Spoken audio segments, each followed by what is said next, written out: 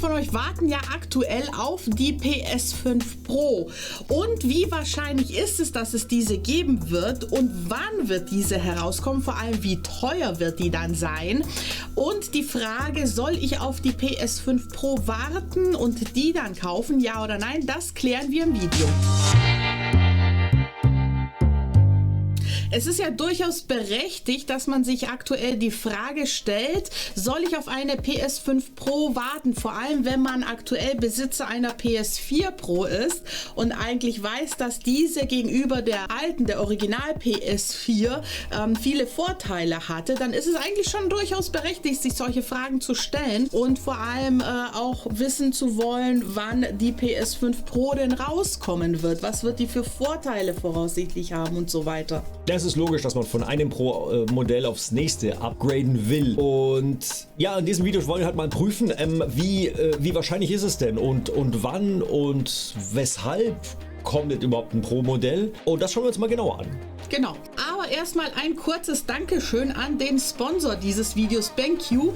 Die haben uns nämlich die Möglichkeit gegeben, einen richtig krassen Gaming-Beamer zu testen. Und damit könnt ihr auf 120 Zoll spielen. Das ist eine Diagonale von über 3 Metern und das auch noch in 4K und HDR bei flüssigen 60 Hertz. Der BenQ-Beamer TK700 STI hat Pixel und mich vor allem mit seiner niedrigen Latenz überzeugt, denn ihr spürt keinerlei Delay von der Eingabe am Controller bis zur Ausgabe auf der Leinwand. Mich hat vor allem das klare Bild des Beamers überzeugt, da ich bei Beamern eher ein flaches und schwaches Bild erwartet hatte, aber die 3000 ANSI-Lumen Helligkeit des BenQ Beamers sorgen für ein wirklich krasses und klares und helles Bild. Wenn ihr noch mehr zu dem Beamer wissen möchtet, dann schaut euch einfach das ausführliche Review-Video von Pixel an. Den Beamer verlinke ich euch auch unten in der Videobeschreibung. Und wenn ihr Bock habt auf mehr Gaming und Technikvideos, dann abonniert doch gerne diesen Kanal und aktiviert auch die Glocke. So, jetzt kommen wir zur allerwichtigsten Frage. PS5 Pro. Wann können wir damit rechnen? Also, es ist ja bisher 0,0 bestätigt seitens Sony, dass was kommt. Aber wenn wir jetzt mal prognostizieren, wie es bei der PS4 war. Bei der PS4 gab es nach 3 Jahren ein Pro-Modell. Also, die PS4 kam am November 2013 raus und im November 2016 kam die PS4 Pro. Also haben wir 3 Jahre. Genau. Ergo hätten wir, sagen wir mal, 2023. Genau, rein theoretisch, die PS5 kam jetzt im November 2020 raus. Rein rechnerisch würde das ja bedeuten, dass circa 2023, irgendwann Sommer, Herbst ungefähr, die PS5 Pro kommen dürfte. Dürfte ist die Betonung, weil wir von Sony rein gar nichts wissen darüber. Es kann sein, dass sie daran arbeiten, aber sie haben bisher nichts offiziell bestätigt. Das, was wir bisher gehört haben, sind nur Gerüchte oder Behauptungen, wo Leute eben auch schlussfolgern, so wie wir jetzt gerade, und kombinieren, hey, es war damals so, das wird doch jetzt auch wieder so werden. Es ist so, eine offizielle Bestätigung von Sony steht aktuell noch aus, aber es wäre auch relativ früh, finde ich, wenn Sony selbst jetzt schon in dem Stadium eine PS5 Pro bestätigen würde oder dass sie an einer PS5 Pro arbeiten, bestätigen würde. Das wäre viel zu früh, weil sie einfach noch in einem sehr frühen Stadium wären und das hat man ja bei keiner Konsole so früh angekündigt.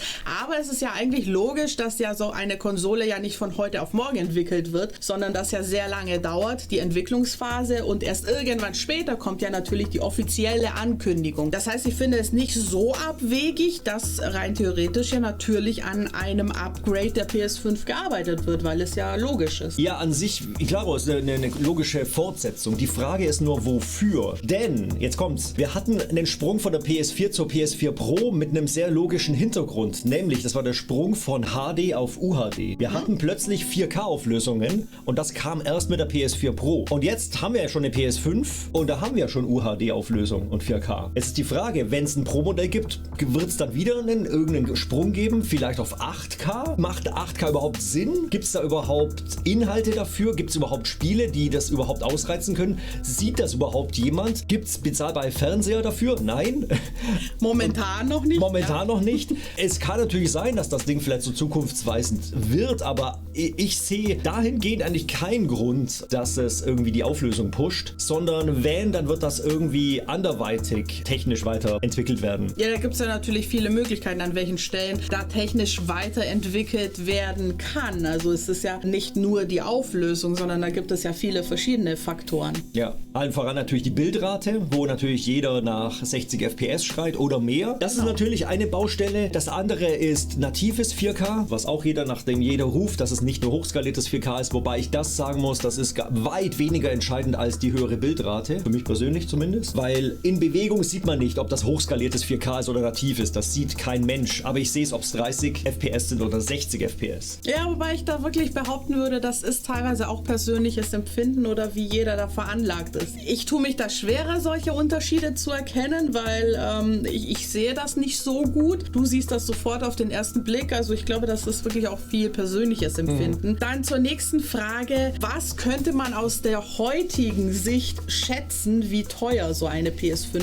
Pro sein könnte? Bevor ich zu dieser Frage, das ist eine gute Frage, bevor ich zu dieser Frage komme, hätte ich noch was anderes, und zwar, was noch interessant wäre, was man denn als Techniksprung machen kann, ist das Thema Raytracing. Denn aktuell ist es so, vor allen Dingen bei aktuellen Produktionen ist es ja oft so, dass man die Wahl hat, hey, man kann Raytracing zuschalten, aber oft ist dann so, dann entweder geht die Auflösung runter oder die Bildrate, und dann schreien auch schon wieder alle, Raytracing nur mit 30 FPS. Ja, das stimmt, das wäre eine Möglichkeit, dass das dann zu pushen. Also quasi doch trotzdem mit 60 FPS zu erhalten oder ohne Raytracing mit 120 FPS vielleicht, wenn man entsprechend HDMI 2.1 Standard hat und so weiter. Ja, also das sind so die technischen Möglichkeiten, in welche Richtung das ja dann gehen könnte, die Weiterentwicklung. Es ist natürlich, die Preisfrage ist jetzt so eine Sache, denn man kann jetzt momentan ja nur vom jetzigen Stand ausgehen, wie das Ganze in 2 Jahren ist. Ich glaube, das haben wir ja schon mal besprochen, das Thema, dass ja Technik sich so wahnsinnig schnell entwickelt, dass man da eigentlich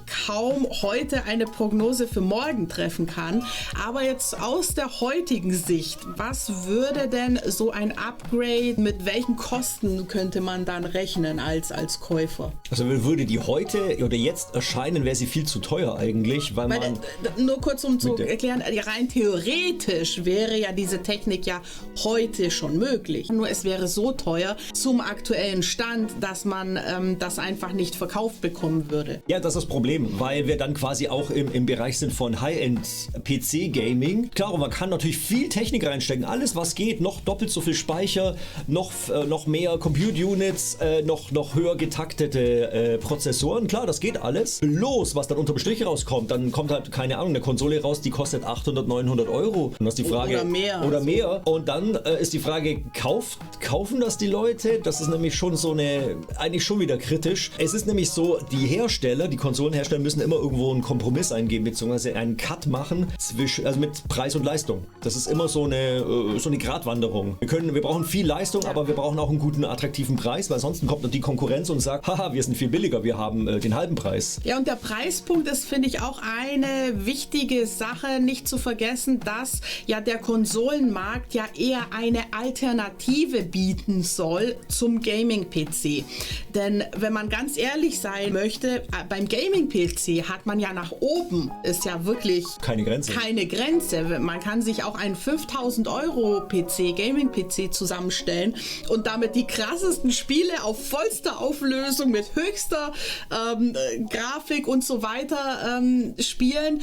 Das ist alles möglich und da gibt es ja auch Kunden dafür, die das genauso machen. Das heißt, im PC-Bereich ist die Qualität natürlich nach oben. Es ist sehr viel weiter möglich als jetzt im Konsolenbereich. Der Konsolenbereich soll ja eine Alternative bieten zum Gaming-PC-Bereich und zwar eine günstige und bequeme Alternative. Und da ist es natürlich unsinnig, wenn man da in einen Preisbereich geht und dann direkte Konkurrenz den Gaming-PCs macht, weil da würde man nicht bestehen. Und deswegen ist es so wichtig, dass bei Konsolen der Preis möglichst günstig ist. Es ist ja auch einfach so, dass Konsolen quasi das Spielen für die Masse ermöglicht und auch für Leute, die eben keinen Bock auf PC-Gaming haben grundsätzlich, oder auch vielleicht auch eben eben nicht so viel investieren wollen, sondern einfach nur auch ein Gerät haben wollen, Plug and Play, dass man sich reinstellt ins Wohnzimmer und einfach loszocken kann. Genau, es soll halt günstig und bequem sein einfach. Und deswegen ist es einfach, sind Grenzen gesetzt, wenn es denn an die mögliche Technik geht. Aber wenn wir jetzt aus heutiger Sicht einfach 3 Jahre vorausschauen, und sagen, okay, es ist jetzt 2023 und die PS5 Pro wurde angekündigt, wird jetzt dann auch verkauft werden, also hergestellt und verkauft werden. Was würde so rein aus jetziger Sicht das dann kosten? Da muss ich auch wieder zurückgreifen in die Vergangenheit eben zum Thema PS4 und PS4 Pro. Wir hatten es ja so, dass die PS4 zum Start 400 Euro gekostet und dann kam später die Preissenkung auf 300 Euro, aber die PS4 Pro war dann 400 Euro wieder. Also sprich, das normale Modell war 100 Euro günstiger als das Pro-Modell.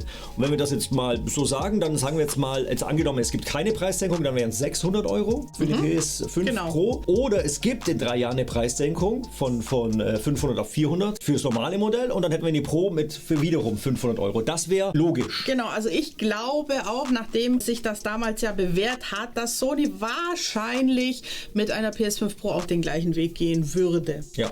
Dass dann eben die normale PS5 günstiger wird und dann die PS5 Pro dann zum gleichen Preis, wie eben jetzt die PS5 verkauft wird. Was ich mich natürlich frage, ist, wie weit das technisch natürlich dann verbessert werden kann. Also wir haben das schon ein bisschen so angerissen, aber ich würde es mal ganz kurz ins Detail gehen, weil ich es mir zusammengeschrieben habe, auch von der PS4 Pro, was da verbessert wurde. Also da wurde zum einen eben der Zweitspeicher, der DDR3 RAM ein bisschen erweitert. Es wurde der CPU-Takt angehoben auf 2,1 GHz. Aber das Interessante ist, das ist das Interessante an warum die PS4 Pro so eben ausgelegt ist auf 4K, ist, dass die Compute Units von der GPU verdoppelt wurden, von 18 auf 36. Und das hat die berühmten Teraflops erheblich erhöht. Und zwar das muss ich nachgucken, von 1,8 von der Standard PS4 auf 4,2 für eine PS4 Pro, also über das Doppelte. Und das ist halt der Grafikboost quasi auch, damit man eben die höheren Auflösungen stemmen kann. Und eigentlich das könnte man bei einer PS5 Pro auch erwarten. Tendenziell ja. Bis dahin müsste auch die Chiptechnik soweit sein, dass man eben jetzt, haben wir jetzt 10,28 Teraflops bei der PS5 und keine Ahnung, sagen wir jetzt mal, das verdoppelt sich oder ja, mehr als verdoppelt sich eventuell. Ja, also das ist alles nur theoretisch, aber es war eben bei der PS4 Pro, dann könnte es eben bei der PS5 Pro auch in diese Richtung einfach gehen und damit könnte man vielleicht auch entsprechend aktuelle PS5-Spiele auch boosten, eben wie erwähnt, Bildrate, Auflösung, wie auch immer, Raytracing und so weiter. Und jetzt die Frage, die wir ja öfter gestellt bekommen, soll ich auf eine PS5 Pro warten oder jetzt, ich sag mal, versuchen, eine PS5 zu bekommen? Die ist ja immer noch ziemlich ausverkauft, wobei es gibt ja immer wieder mal hier und da wieder Nachschub. Aber was würden wir jetzt empfehlen? Würden wir sagen, wenn du jetzt nicht unbedingt sofort eine PS5 haben möchtest, warte auf eine PS5 Pro oder ist das schon zu unsicher jetzt? Es ist, für mich persönlich ist es zu unsicher, weil es gibt keine Bestätigung. Man wartet auf ein hypothetisches Gerät. Worauf man warten kann, das kommt ganz sicher, das ist eine neue Revision, ein neues Modell oder ein überarbeitetes Modell. Eigentlich schon fast bestätigt. Im Grunde, genau. Und da ist nur die Frage, wann kommt das? In ein paar Monaten vielleicht. Und dann kann man dann sagen, okay, da warte ich bis dahin, weil aktuell, wie gesagt, PS5-Lage ist das sowieso schwierig, eine zu bekommen. Das kann man natürlich machen. Natürlich kann man auch sagen, nein, ich warte jetzt noch ein paar Jahre, da kommt bestimmt noch ein Pro-Modell, klar, aber man kann auch, das ist im PC-Gaming beispielsweise auch dasselbe. Kaufe ich mir jetzt eine Grafikkarte oder warte ich auf die nächste Generation der Grafikkarten? Das ist genau dasselbe. Und irgendwann muss man einfach zuschlagen, letzten Endes. Und dann eigentlich zufrieden sein, weil es kommt danach immer was Neueres raus, letzten Endes. Wobei auch im PC-Markt ist das ja noch viel schnelllebiger als Konsolenmarkt. Deswegen, wie gesagt, es ist voraussichtlich, wird es eine geben, irgendwann mal. Aber da es nichts Bestätigtes gibt und so weiter, ist es eben die Frage, wann und wie und überhaupt. Deswegen würde ich jetzt auch nicht empfehlen, so lange zu warten auf die neue Revision. Da kann man ruhig warten, weil die wird relativ bald kommen. Und wie gesagt, aktuell ist es ja sowieso noch etwas schwierig, sich eine PS5 zu kaufen. Da habe ich übrigens auch ein Video dazu gemacht. Das verlinke ich euch hier mal. Das könnt ihr euch gerne anschauen. Da gibt es ein paar Tipps und Tricks, wie man da up to date bleiben kann, wann und wie und wo es neue Konsolen geben wird. Und ansonsten würde ich dann sagen, wenn euch das Video gefallen hat, dann lasst gerne einen Daumen nach oben da und ein Abo und aktiviert auch die Glocke und wir sehen uns dann beim nächsten Mal. Und kommentiert bitte eure Meinung zu einer PS5 Pro unten in die Kommentare. Ja. Unbedingt, das würde uns interessieren.